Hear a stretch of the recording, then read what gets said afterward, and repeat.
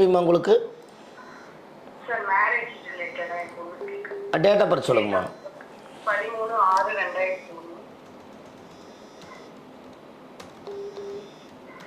ஆ 13/6/2001ங்களா? ஆமா 13/6/2003.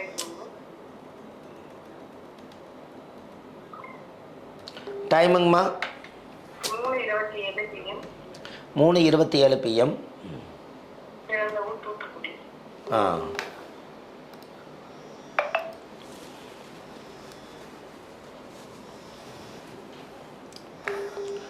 பூரட்டாதி நட்சத்திரம். பூரட்டாதி நட்சத்திரம் கும்பராசி துலா லக்னம் அதானுங்கம்மா? ஆமா சார். இவங்களுக்கு டிலே ஆகுதுங்களா? 25 வயசு முடிய போகுது. லக்கணத்துக்கு 9ஆம் இடமே முடக்கு. என்னங்கம்மா? 2 வருஷமா மாப்பிள்ளை பார்த்துட்டு இருக்கோம் சார். மேல்மருவத்தூர் அச்சரவாக்கம் ஆச்சீஸ்வரர் கோயில் காமிக்குதுங்க.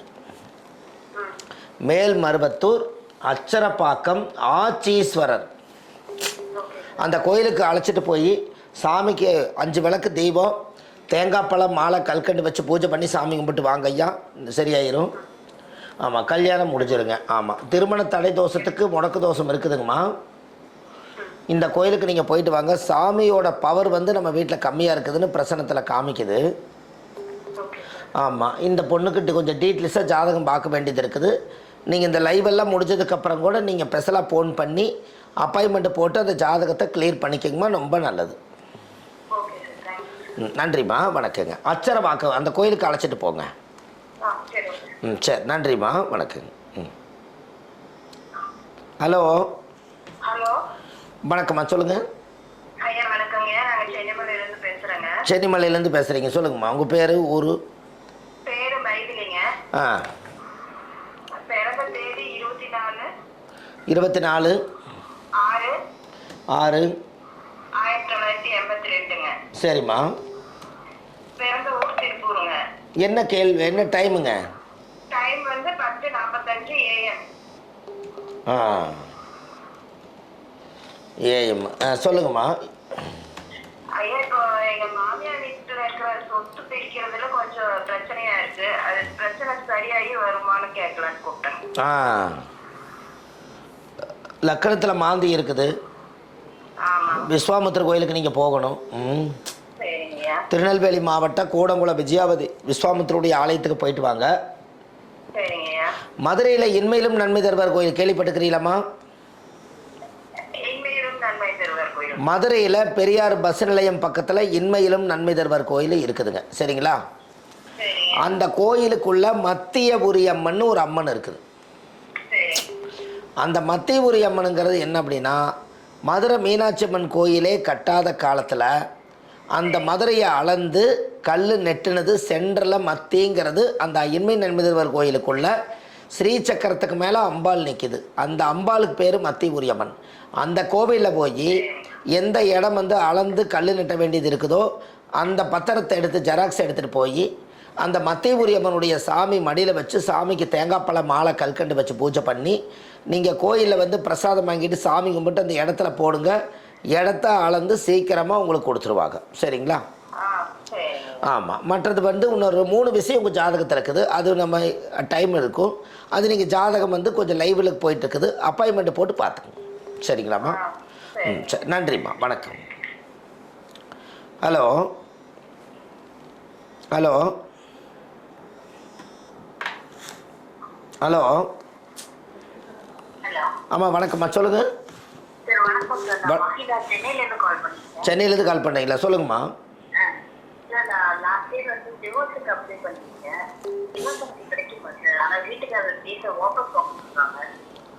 சரிங்கம்மா.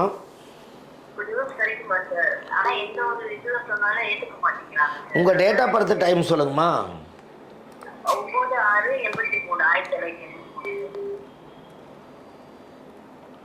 9/6/1980. டைமுங்கம்மா? 2 சார், வியாழக்கிழமை காலையில்.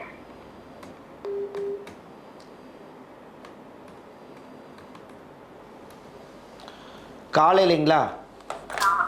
எந்த ஊரில் பிறந்தீங்க?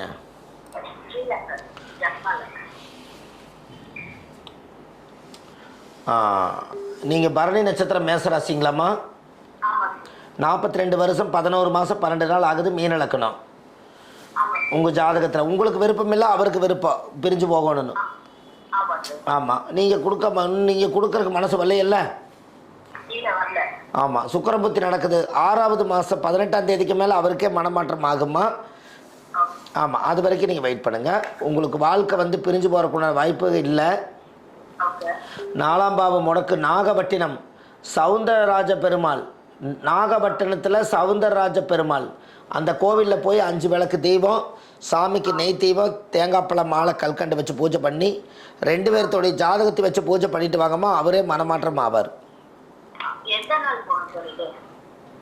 திங்கள் வெள்ளி 2 நாள் நல்லாயிருக்கும், அப்படி போங்க சரிங்களா?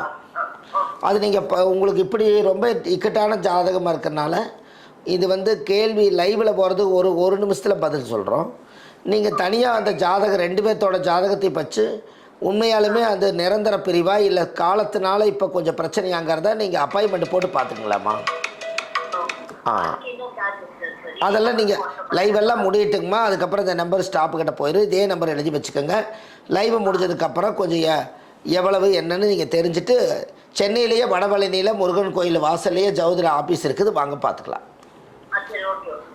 நன்றிம்மா, வணக்கம். ஹலோ. ஹலோ. ஆமாம் வணக்கம், சொல்லுங்கள். ஐயா வணக்கம் ஐயா. வணக்கம்மா. மகர ராசி அவிட்ட நட்சத்திரம். சரிங்கம்மா. எங்கள் பையனுக்கு ஆனி 19ஆம் தேதி. என்ன கேள்விங்கம்மா? ஆனி மாதம் 19ஆம் தேதி. அதாம்மா, என்ன கேள்வி? 96 வருஷம் 96. அம்மா, நான் பேசுகிறது உங்களுக்கு கேட்குதா? நான் சொல்கிறது உங்களுக்கு கேட்குதாம்மா? சொல்லுங்க. என்ன கேள்விம்மா நீங்கள் ஃபோன் பண்ணிக்கிறீங்க? இன்னைக்கு தான் பண்ணியிருக்கேன். ஏதோ ஒரு நிமிஷம். ஹலோ. ஹலோ. ஹலோ. ஹலோ. அம்மா வணக்கம், சொல்லுங்கம்மா. சார் கேக்குதுங்களா? அம்மா கேட்குதுமா, சொல்லுங்கம்மா. சார் அரசியல்ல வரணும். சரிங்க. டேட் ஆஃப் பர்த் சொல்றேன், கொஞ்சம் செக் பண்ணி பாருங்க. சரிங்கம்மா. சொல்லுங்கம்மா. சார் 20 ஜனவரி. 20 ஜனவரி 1983 சார். டைமுங்கம்மா? சாயங்காலம் 6:15 சென்னை. சாயங்காலம் 6 சார் சாயங்காலம். ஏஎம்மா பிஎம்ங்களாம்மா? பிஎம் சார், சாயங்காலம் ஈவினிங். எந்த ஊரில் பிறந்தீங்கம்மா? சென்னை சார்.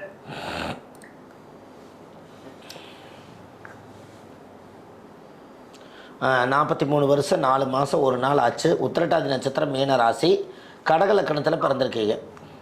ஆமாங்க சார். சூரியன் உங்கள் லக்கணத்தை பார்க்குது, செவ்வாயும் உங்கள் ஜாதகத்துக்கு 2ஆம் இடத்தை பார்க்குது.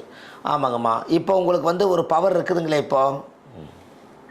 இப்போ எந்த பவரும் இல்லை. இப்போ அரசியல் டிவிகே கட்சியில மெம்பரா இருக்கேன். சரிங்கம்மா. வந்து கொஞ்சம் நல்ல பெரிய போஸ்ட்ல வருவானா, ஒரு பெரிய இதா வரலாமா அப்படின்னு எனக்கு கேட்கணும். அந்த ஒரு கேள்விதான். சரிங்கம்மா. இப்போ டைம் உங்களுக்கு நல்லா இருக்குது. 2026 9வது மாதத்துக்கு மேலே டைம் நல்லா இருக்குதுங்கம்மா. சுக்கர திசையில கேது புத்தி தானே சார் அப்போ? ஆமாம், சுக்கிர திசையில் புதன் புத்தி முடிஞ்சு கேது புத்தி வரும். Okay sir. அப்பவே அரசியலுக்குள்ள போயிடலாமா சார்? என்ன சாவிம்மா? அது ஆஃபீஸில்.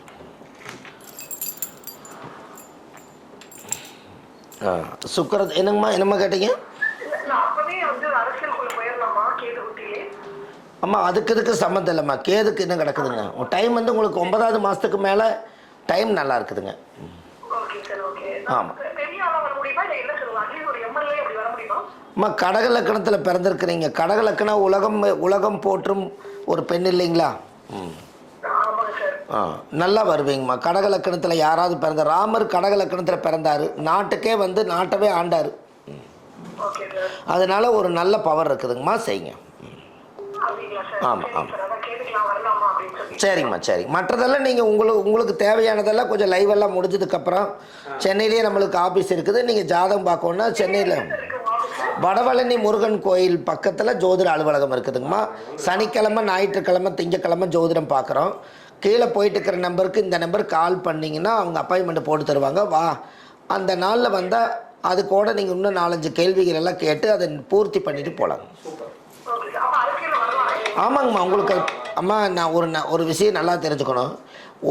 ஒரு ஜாதகத்தில் ஒரு விஷயத்தை என்ன நினைக்கிறாங்களோ அது கிரகம்தான் தூண்டி விடுது. அந்த எண்ணம் பிரதிபலன் ஆகிறதுக்கு உங்களுக்கு பிராப்தம் இருக்குதாங்கிறத மட்டும்தான் ஆராய்ச்சி பண்ணணும்.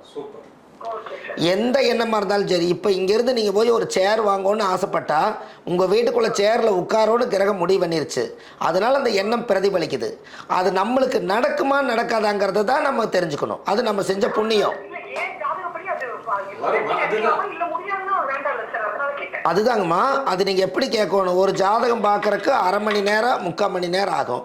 ஒரு கேள்வி ஒரு பதில் உங்கள் தலையெழுத்து எப்படி முடிவு பண்ணுவீங்க? அது எப்பவுமே முடியாது. இப்போ போயிட்டு இருக்கிறது எல்லாமே இலவச ஜோதிடம். ஒரு கேள்விக்கு ஒரு பதில். முதல்ல நீங்கள் ஒரு கால் எடுத்து வைக்கலாமான்னா வைக்கலான்னு சொல்லிருச்சு. இனிமேல் அது இறங்கி களத்தில் குதிக்கலாமா அப்படின்னா அது உங்கள் ஜாதகத்தில் உங்கள் அப்பா செஞ்ச புண்ணியம், உங்கள் தாத்தா செஞ்ச புண்ணியம், உங்களுடைய முன்னோர்கள் செஞ்ச புண்ணியம் இருக்குதான்னு செக் பண்ணணும். அதை யார் வேணால் பண்ணுங்க. வாங்க. அதுதான் மெயின். சரி. இதை ஒரு நிமிஷங்க. ஒரு நிமிஷம். ஐயா, எல்லாருடைய எண்ணமும் எப்படி இருக்குன்னு கேட்டிங்கன்னா, பொது வாழ்க்கையில் ஈடுபடலாமா அப்படிங்கிற எண்ணங்கள் இப்போ சமீப காலத்தில் யாருக்காக இருந்தாலும் பொது வாழ்க்கையில் ஈடுபடலாமாங்கிற எண்ணம் யாருக்கு வேணாலும் வரலாம். அது வந்தால் அது நல்ல எண்ணம் தான். அதனால் நம்மளுக்கு எந்த பிரச்சனையும் இல்லை. இருந்தாலும் நம்மளுடைய ஜாதகத்தில் பிறக்கும்போது கடவுள் நீங்கள் இந்த உலகத்தில் 120 வருஷம் வாழ போகிறீங்க. இந்த 120 வருஷம் வாழ்கிற வாழ்க்கையில் 20 வயசுக்குள்ள படிப்பு காலம். அதனால் அது இளமை. 20லேருந்து 40 வயசு வரைக்கும் நம்மளுக்கு வாழ்கிற காலம். அந்த வாழ்க்கைக்குள்ளே நம்மளுடைய அப்பா செஞ்ச புண்ணியம் அதுக்குள்ளே தான் ஒளிஞ்சிருக்குது. தாத்தா செஞ்ச புண்ணியம் அதுக்குள்ளே தான் ஒளிஞ்சிருக்குது. நம்ம முன்னோர்கள் செஞ்ச புண்ணியம் அதுக்குள்ளே தான் ஒளிஞ்சிருக்குது. அதை வச்சு நம்ம வீட்டையும் நாட்டையும் எல்லாத்தையும் இந்த உலகத்தில் பிறக்கும்போது பாவ கர்மாவாக பிறந்தாலும் புண்ணியத்தை நிறைய செஞ்சு போகும்போது புண்ணிய ஆன்மாவாக போகணும். அதுக்கு முதல் வேலையாக இந்த பொதுவான வாழ்க்கைகளை எல்லாம் ஜோதிடத்துக்குள்ளே கொண்டு வராமல் முதல் நம்ம தன்னை அறிஞ்சு மற்றவங்களுக்கு உண்டான வேலையை நம்ம செய்யணும். அதுக்கு நம்ம என்ன பண்ணணும் அப்படின்னா, முதல் நம்மளுக்கு கடன் இல்லாத வாழ்க்கை, நோய் இல்லாத வாழ்க்கை, கணவன் மனைவிக்குள்ள ஒற்றுமையான வாழ்க்கை, நம்ம பெத்த குழந்தைகளுக்கு செய்ய வேண்டிய கடமைகள், தொழில், வாழ்க்கை, சந்தோஷம், நிம்மதி, சிற்றின்பம், பேரின்பம், இதை நம்ம சரி பண்ணுறதுக்கே நம்ம 7 தலைமுறை புண்ணியம் பண்ணியிருக்கணும். இதையெல்லாம் செய்து முடிச்சுட்டு 60 வயசு வரைக்கும் நல்லா வாழ்ந்து முடிச்சுட்டு மீதி இருக்கிற 60 வருஷ காலம் இந்த பூமிக்காக நீங்கள் வாழலாம். இந்த பூமியில் இருக்கிற மக்களுக்காக வாழலாம். அதனால் இப்போ ஜோதிடம் யார் கேட்டாலும் உங்கள் வாழ்க்கையை பற்றி கேளுங்க. பொதுவான விஷயத்துக்களை இதுக்குள்ளே கொண்டு வர வேண்டாம். அப்படி கொண்டு வரதா இருந்தால் நீங்கள் தனியாக கீழே போயிட்டு இருக்கிற நம்பருக்கு கால் பண்ணி அது நீங்கள் கொண்டு வாங்க. அதில் பிராப்தம் இருக்குதாங்கிறத சொல்கிறேன். சரிங்களா? நன்றிங்க. இந்த ஒரு நிமிஷம். அம்மா யார் பேசுகிறீங்கம்மா? இதுலேயே வந்துட்டு இருக்கிறீங்க. அம்மா இதில் வராதிங்கம்மா. கீழே போயிட்டு இருக்க நம்பர் கூப்பிடுங்க. இந்த நம்பரில் கூப்பிடாதீங்க. ஆமாம், அதுலேயும் வருது. சொல்லுங்க ஐயா. 26/6 26/6 யோகலட்சுமி லைன்ல இருக்கீங்களா? 26/6/91 பிறந்த நேரம் 1:30 PM 91 26/6/1991 time 1:30 AM PM sir. சொல்லுங்க ஐயா. கேள்வி இப்போ கடன் எப்போ அடையும்ன்ற ஒரு கேள்வி. அடுத்தது அவருடைய பேருங்க ஐயா. மூல நட்சத்திரம் தனுசு ராசியில் பிறந்திருக்காங்க. 34 வருஷம் 10 மாதம் ஆச்சு. அவருக்கு கன்னி லக்கணம் இல்லைங்களா ஐயா? கடன் எப்போது அடையும்? அப்போ ஒரு ஜாதகத்தில் ராகு திசை 2024 26 வரைக்கும், அப்போ சந்திர திசை 2033 வரைக்கும் இருக்குது. கடன் இன்னும் 3 வருஷ காலம் கடன் இருக்குதுங்க ஐயா. அந்த 3 வருஷத்துக்குள்ளே கடன் ஓரளவுக்கு அடைச்சிருவார். அவருக்கு 10ஆம் பாவம் முடக்கு. தொழில்ஸ்தானம் ஸ்ரீரங்கம் பெரிய திருவடி கருடாழ்வார் அந்த கோயிலில் போய் கல்கண்டு சாதம் வச்சு சாமிக்கு படைச்சி எடுத்துகிட்டு வந்தால் கடன் பிரச்சனை தீரும்னு சொல்லுது. சரிங்க ஐயா. 8/10/2001 ஐயா. 2001ங்க. டைமுங்க ஐயா. சரிங்க ஐயா. காலைங்க கேள்விங்க ஐயா. ஐயா குரு திசை நல்லா இருக்குமா பொதுவா? என்ன கோவில்? ஜாதகத்தில் ராகு திசை, அதாவது ராகு திசையில் புண்ணியம் பண்ணி வச்சா குரு திசையில் அந்த புண்ணியத்தை அனுபவிக்கலாம். ராகு திசையில் முன்னோர்கள் செஞ்ச பாவத்தை எல்லாம் நிவர்த்தி செஞ்சுட்டு இந்த ராகு திசையில் நிறையா புண்ணிய காரியம் செய்து வச்சால் குரு திசையில் அந்த புண்ணியத்தை நீங்கள் அனுபவிக்கலாம். அப்போ இந்த புண்ணியம் வந்து உங்கள் ஜாதகத்தில் 2026 முடியுது. இந்த ஜாதகத்தில் குரு நிற்கிற நட்சத்திரம் சொந்தமான புனர்பூச நட்சத்திரம். அந்த புனர்பூச நட்சத்திரம் வந்து ராமருடைய நட்சத்திரம். அந்த புனர்பூச நட்சத்திரத்தை குரு திசையில் குரு புத்தி பிறந்தால் நீங்கள் ராமேஸ்வரத்தில் போய் கடலில் குளிச்சுட்டு அந்த ராமநாத சுவாமியை பார்த்துட்டு வாங்க. உங்களுக்கு ஒரு 16 வருஷ வாழ்க்கை, உங்களுடைய வாழ்க்கையில் நீங்கள் நினச்ச காரியங்கள் கைகூடும். சுபமான காலம் அது. அந்த காலத்தை தேவையில்லாமல் வீண் பண்ணாமல் ஒவ்வொரு நாளும் புனிதமான நாளாக எடுத்துக்கொண்டு உங்கள் வாழ்வாதாரத்தை ஸ்ட்ராங் படுத்தி இந்த சமுதாயத்தில் நீங்கள் கௌரவமாக வாழுவீங்க. நன்றி ஐயா. கேள்வி வந்து பார்த்தீங்கன்னா எப்போ திருமணம் நடக்க வாய்ப்பு இருக்கு? 3 3 2 5 3 8 8ஆம் இடம் தான் மாங்கல்யம். இந்த மாங்கல்யத்தை கேட்டிருக்காங்க ஜாதகத்தில். ஒரு சிறப்பான அம்சமாக இருக்குது. அவங்களுக்கு கல்யாண காலம் வந்தாச்சு. ஜூன் 5ஆம் தேதியிலேருந்து அவங்களுக்கு அந்த யோகம் இருக்குதுங்க. கல்யாணத்தை பற்றி கேட்குறாங்க. திருமண வாழ்க்கை கடக லக்கணத்துக்குள்ள குரு வர்றார். சரண்யா அம்மா கடக லக்கணத்துக்குள்ள குரு வருகிறார். இந்த நேரத்தில் உங்களுக்கு 8ஆம் இடம் மாங்கலி ஸ்தானம், கழுத்தில் தாலி இந்த வருஷம் நம்மளுக்கு அமைஞ்சு பேரும் புகழோட சந்தோஷ நிம்மதியோடு வாழுவீங்க. உங்கள் ஜாதகத்தில் பிரசன்னம் 2 குழந்தைகளும் பாவங்கள் செய்யாத குடும்பத்திலேருந்து நல்ல மாப்பிளையும் அமையும்னு இந்த நேரத்தில் சோழி பிரசன்னம் சொல்லுது.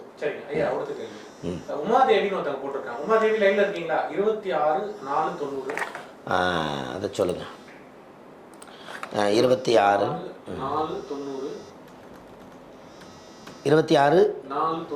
சரிங்க ஐயா. ஐயா டைம் சொல்லுங்க. டைம் வந்து பாத்தீங்கன்னா 3:50 PM. சரிங்க ஐயா. திருமணம் எப்ப நடக்க வாய்ப்பு?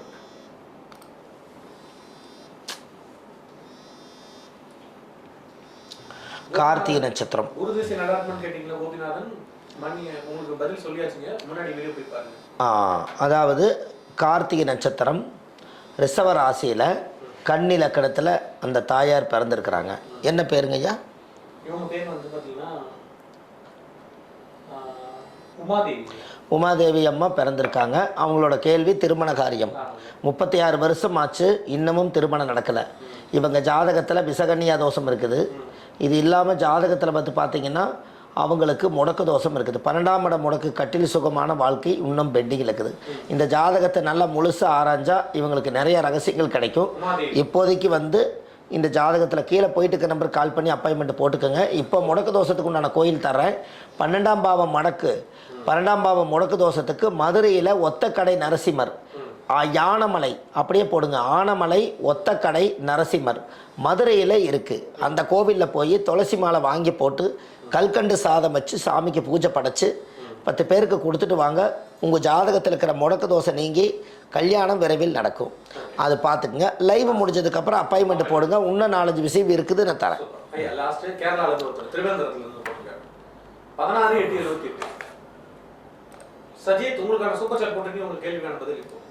16/8ங்க. 16/8/78. சரிங்க ஐயா. 8:30 AM திருவனந்தபுரம் கேரளா.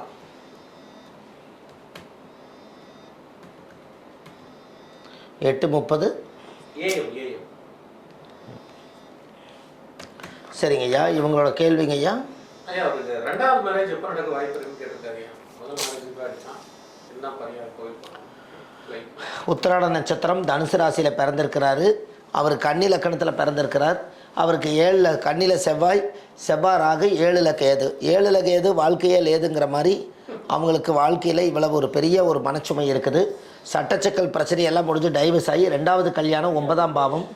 9ஆம் பாவம் முடக்கு, 9ஆம் பாவம் திதிசூனியத்தில் இருக்குது. 9க்கு அதிபதி லக்கணத்தில். அப்போ ஜாதகத்தில் வந்து இவருக்கு முடக்கு தோசை கோயில் இவருக்கு இன்னும் ஜாதகத்தில் நிறைவே பார்க்கணும். 8ஆம் பாவம் முடக்கு. திருக்கடையூர் அபிராமி அபிராமி கோயில் திருக்கடையூரில் 60ஆம் கல்யாணம் பண்ணக்கூடிய அபிராமி கோயில் தான் அது. அப்போ அந்த கோயில் வந்து ஜாதகத்தில் 8ஆம் இடம் முடக்குக்கு வருது. நீங்கள் அந்த கோயிலில் வந்து சாமிக்கு தேங்காய் பழம் மாலை கல்கண்டு வச்சு பூஜை பண்ணி அந்த கோயிலுக்கு போயிட்டு வாங்க.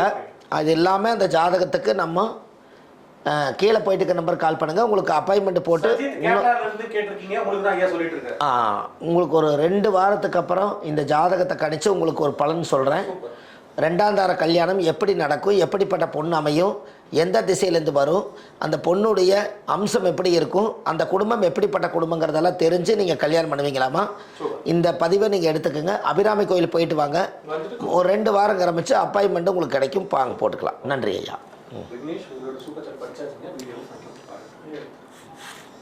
ஹலோ ஹலோ ஐயா அம்மா வணக்கம், சொல்லுங்கள். வணக்கம்மா, சொல்லுங்க. பேர் பத்மாவதி சார். 19 10 1982 அதிகாலை 1:04 AM சார். 1:04 சரிங்கம்மா. சார் எனக்கு ஒரே ஒரு டவுட் தான் சார். ஜாதகம் பார்க்க போற பக்கம்லாம் வந்து ஒரு இடத்துல எனக்கு சூரியன் நீச்சம் சிவன் கும்பிடக்கூடாதுன்னு சொல்றாங்க. சரிங்கம்மா. சூரியன் வந்து உங்களுக்கு புதனும் சூரியனும் யோகமா இருக்கிறதுனால நீங்க சிவன் கும்பிடுங்கன்னு சொல்றாங்க. சரிங்க. சந்திரன் வந்து உங்களுக்கு விசாக நட்சத்திரத்துல வந்து இதா இருக்கு, திதி சூன்யமா இருக்கு, திருப்பதி போக கூடாதுங்கிறாங்க. ஒரு சிலர் திருப்பதி போக உங்களுக்கு யோகங்கிறாங்க. இந்த தெளிவு மட்டும் எனக்கு சொல்லுங்க சார். அதான் இப்போ என்னன்னா, இது வந்து ஒரு அற்புதமான விஷயம் இவங்க கேள்வி கேட்டது. ஒரு ஜாதகத்தில் உரமணக்கார வீட்டுக்கு பிடிக்காத வீடு உரமணக்கார வீட்டுக்கு போனால் நம்மளுக்கு மதிப்பு மரியாதை கொடுக்க மாட்டாங்கன்னு நம்ம போகக்கூடாது. கோயில் என்பது முன்னோர்கள் கட்டி வச்சது, தர்ம வழி. பெரிய பெரிய ராஜாக்கள் மன்னர்களெல்லாம் ஆதி காலத்தில், இந்த யூடியூப் வராத காலத்தில் ஒரே ஒரு கோயில் தான் அந்த ஊரில் இருக்க. ஊரே போய் சாமி கும்பிடுவாங்க. இருக்கிறது 27 நட்சத்திரம், 12 ராசி, 9 கிரகம் தான். சூரிய நீசமாகனா ஐப்பசி மாதத்தில் அந்த ஊரில் ஐப்பசி மாதத்தில் 30 நாளுக்குள்ள லட்சக்கணக்கான குழந்தைகள் பிறந்திருப்பாங்க. அப்போ சூரிய நீசம் ஆயிடுச்சுன்னா ஒரு கோயிலுக்கு போகக்கூடாதுன்னா ஜாதகத்தில் நம்மளுக்கே சார்ஜு, நம்மளுக்கே உடம்புல சார்ஜ் பத்தலை. அப்போ அந்த சார்ஜ் வந்து நம்மளுக்கு ஏற்றுறதுக்கு தான் ஒரு கோயிலுக்கு போகிறோம். அப்படி இருக்கும்போது சூரியன் என்பது சிவன். ஒரு சூரியன் நீசமாக இருந்தால் அந்த சிவன் கோயில் போயிட்டு வந்தால் அந்த பவர் நம்ம உடம்புல இருக்கும். அதனால் விசாக நட்சத்திரத்தில் முருகர் பிறந்தார். அதுக்கு நம்ம திருப்பதி போகக்கூடாது, இந்த மாதிரி சிவனை கும்பிடக்கூடாது அப்படிங்கிறது எங்களோட சாஸ்திரத்தில் இது வரைக்கும் இல்லை. அதனால் ஒரு தாய் நல்லா தெரிஞ்சுக்குங்க, எல்லா மக்களுக்கும் ஒரே மாதிரி தான். ஒரு குழந்தை, அந்த குழந்தை பிறந்தோடனே அந்த பிறந்த குழந்தைக்கு பேர் வைக்காததுக்கு முன்னாடியே சாமியோட கருவறையில் போட்டு தான் அந்த குழந்தை ஆசீர்வாதம் வாங்கிட்டு வந்து இந்த பூமியில் வாழுது. அப்போ அந்த குழந்தைக்கு நட்சத்திரமும் அது தெரியாது, அந்த குழந்தைக்கு அதுக்கு பேரும் வைக்கலை. அப்போ ஒரு குழந்தையும் தெய்வம் ஒன்றுங்கிறோம். எல்லா குழந்தைகளும் பாருங்கள், 1980 பிறந்த குழந்தைகள், 90 பிறந்தவங்க, இப்போ கூட ஓரளவுக்கு பிறந்த குழந்தைகளை சாமியோட கோயில் கருவறையில் கொண்டு போய் வச்சு தான் நம்ம கும்பிட்டு வரோம்.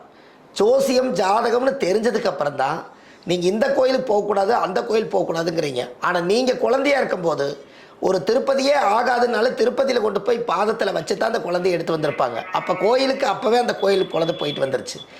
நம்மளை பொறுத்தளவு நம்மளுடைய வீடு, நம்மளுடைய இடம், காலி இடம் எல்லாமே ஒன்று தான். ஆனால் கோயில் ஒன்று மட்டும் புனிதமானது, அது தர்ம வழி. ஒரு முடியாதவருங்கூட, யாராவது ஒருத்தர் முடியாதவருங்கூட ஒரு கோவிலில் வாசலில் போய் ஒரு திண்ணையில் தூங்கி எந்திரிச்சு வந்தால் அங்கே யாரோ ஒருத்தர் வந்து ஒரு சாப்பாடு ஒரு தண்ணி பாட்டில் கொடுக்குறாங்க. அந்த சாமியை நினச்சி கடவுள் தான் எனக்கு இன்றைக்கி படி போட்டுக்கிறாருன்னு இருக்கிறாங்க. அதனால் எல்லா கோயிலுக்கும் எல்லாரும் போகலாம். இந்த கோயிலுக்கு தான் போகணும், அந்த கோயிலுக்கு தான் போகக்கூடாதுன்னு என்னுடைய வயசுக்கு 40 வருஷமாக நம்ம இந்த ஜோதிடத்துறையில் இருக்கேன். எனக்கு தெரிஞ்சு ஏன் ஜாதகத்துக்கு ஆகாத கோயில் நான் இது வரைக்கும் கணிச்சதில்லை. அதே மாதிரி தான் எல்லாமே. எந்த கோயிலுக்கு போனாலும் போகலினாலும் நாளை காலை சூரிய உதயம் ஆகிறது உறுதி. அதே போல் சூரியன்னா சிவன். அப்போது சூரியன் நீச்சமாயிடுச்சு நீங்கள் சொல்கிறீங்க, மேலே இருக்கக்கூடிய சூரியன் நம்ம மேலே படுது, இந்த பவர் வாங்கிட்டு தான் இருக்கிறீங்க. அப்போ சூரியன் நீச்சமாயிருச்சுன்னு நம்ம வீட்டை விட்டு வெளியில் போகிறோமா? வீட்டை விட்டு வீட்டுக்குள்ளேயே உட்காந்துக்கிறோமா, வெளியில் போகிறோம். அப்போ சூரியனே நீச்சம்னா சூரியனோட ஒளி நம்ம மேலே படுது. அதனால எப்பவுமே ஒரு கோயிலுக்கு இப்போ திருப்பதி போகக்கூடாதுன்னு சாஸ்திரத்தில் யாரும் 30 வருஷம் 40 வருஷத்துக்கு முன்னாடி ஜோதிடம் கற்றுக் கொடுத்தவங்க இந்த நட்சத்திரக்காரர் போகக்கூடாதுன்னு 40 வருஷம் அனுபவமாக நம்ம காதுலேயே கேட்கல. ஏன் இந்த விஷயத்தை நம்ம அழுத்தி சொல்கிறோம் அப்படின்னா, இப்போ திருப்பதியில் போகக்கூடாதுன்னு ஒன்று சொன்னால், திருப்பதி கோவிலில் 250 பூசாரிகள் இருக்கிறாங்க, ஐயர்கள். 250 பேர்த்தில் 27 நட்சத்திரக்காரர் இருப்பாங்க. அப்போ 27 நட்சத்திரக்காருக்கு அந்த கோவிலில் அரசாங்கத்தில் வேலை கொடுத்துருப்பாங்க. அவர் டெய்லி அவரோட டியூட்டியை சாமிக்கு போய் பூஜை பண்ணணும். என்னோட நட்சத்திரம் எனக்கு ஆகாதுன்னு அவர் உட்கார்ந்துட்டாருன்னா அவர் எப்படி சாப்பிடுவார்?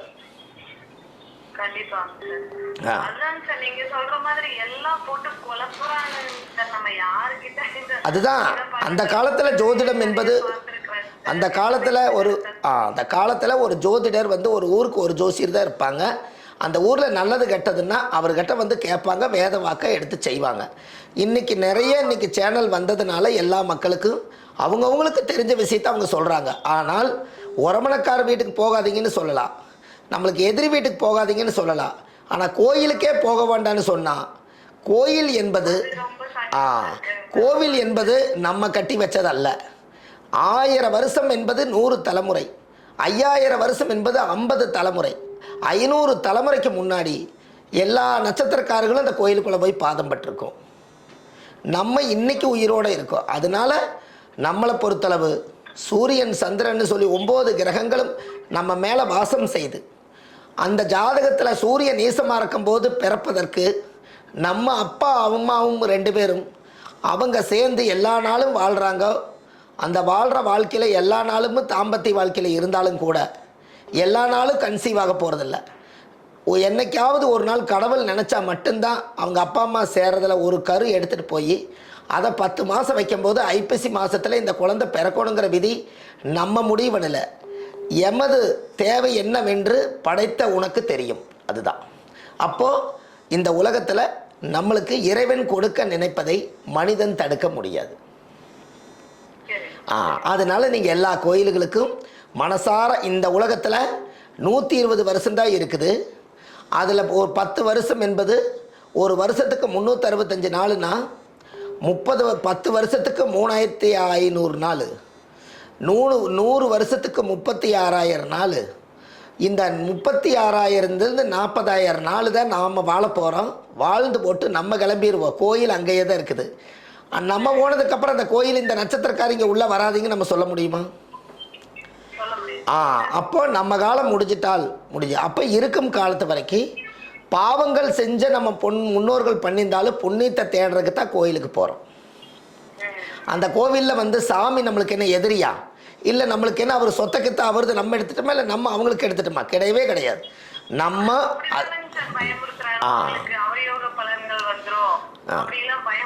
ஆமாம், அப்படியெல்லாம் பார்த்தா நமக்கு ஆகாத நட்சத்திரம். நம்மளுக்கு ஒரு திருப்பதி நம்மளுக்கு ஆகாதுன்னா திருப்பதிலேயே அவர் பூர்வீகமாக குடியிருக்கார். அவர் இந்த கோயில் இங்கே இருக்குதுங்கிறதுக்காக அவர் ஊரை விட்டால் ஓட முடியும்?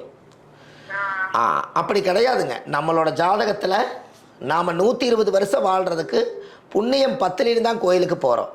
புண்ணியம் அந்த கோயிலே போகலைன்னா நம்மளுக்கு புண்ணியம் உடம்புல சேராது. அதனால் நம்மளை பொறுத்தளவு 40 ஆண்டு காலமாக இந்த ஜோசியத்தை நம்ம எடுத்து பாரம்பரிய திருவள்ளுவர் குல வம்சமாக இருந்து இன்றைக்கி பெரிய புத்தகம் எழுதியிருக்கோம். இன்றைக்கி 1500 அனாதி பிரேதங்களை அடக்கம் பண்ணியிருக்கோம். நமக்கு தெரிஞ்ச அளவுக்கு எல்லா கோயிலையும் வேலை தீபம் வச்சுட்டு வர்றோம். அப்படி வச்சுட்டு புண்ணியத்தை சேர்த்தி வச்சால், இந்த ஜென்மத்தில் பாவத்தை கழித்து புண்ணியத்தை சேர்த்தி வச்சால் அடுத்த பிறவி இன்னமும் நல்லா இருக்குங்கிறதுக்காக நம்ம செய்து வைக்கிறோம். ஆமாம், அதனால் நீங்கள் கேட்டதுனால ஏன் இவ்வளவு தூரம் நான் சொல்கிறேன்னா, இது தர்ம காரியம். ஒரு கோயில் கட்டி கும்பாபிஷேகம் பண்ணி வச்சால் 7 தலைமுறைக்கு பாவ நிவர்த்தி ஆகுமா, அந்த வம்சமே விருத்தியாகும். அப்படி இருக்கும்போது இன்றைக்கி நம்ம கோயிலே நம்ம கட்டி வைக்காட்டியும் பரவாயில்ல, கட்டி வச்ச கோயிலில் போய் கும்பிட்டு வரக்கு போகாமல் விட்டுட்டு அது என்ன பெரிய தப்பு. அதனால் நம்மளால் கட்ட முடியாட்டியும் கூட அந்த கோயிலில் இருக்கக்கூடிய சிற்பங்களை நினச்சி பாருங்கள், அந்த கோயிலில் இருக்கக்கூடிய கருவறை நினச்சி பாருங்கள். ஒரு தூணை நிமித்தி நம்மளால் வைக்க முடியாது, எல்லாமே முன்னோர்கள் செஞ்சு வச்சுட்டு போயிட்டாங்க. அதனால் இந்த கோவில் சூரியன் நீசமாக இருந்தாலும் ஒரு சிவனை வழிபாடு பண்ணுற தப்பு. நம்ம வீட்டிலேயே நான் பிரதோஷத்துக்கு நான் சொல்லியிருக்கேன், ஒரு சிவனை ஒரு சந்தனத்தில் ஒரு சிவலிங்கம் பிடிச்சி பிரதோஷத்தன்னைக்கு வீடு வாசல் வலிச்சு அந்த லிங்கத்தை காய வச்சு அதுக்கு நீங்கள் வீட்டிலையே நடக்க முடியாதவங்க, கோயிலுக்கு போக முடியாதவங்க சந்தன லிங்க பூஜை பண்ணி எந்த குடும்பத்தில் யார் கஷ்டப்படுறாங்களோ அவங்களுக்கே நீங்கள் ஒரு லிங்கத்தை கொடுத்தால் அந்த சிவன் அந்த இடத்துக்கு வாசம் செய்வார்னு சொல்லியிருக்கேன். நன்றிம்மா, வணக்கங்க. சரி, ஓகே ஓகேம்மா.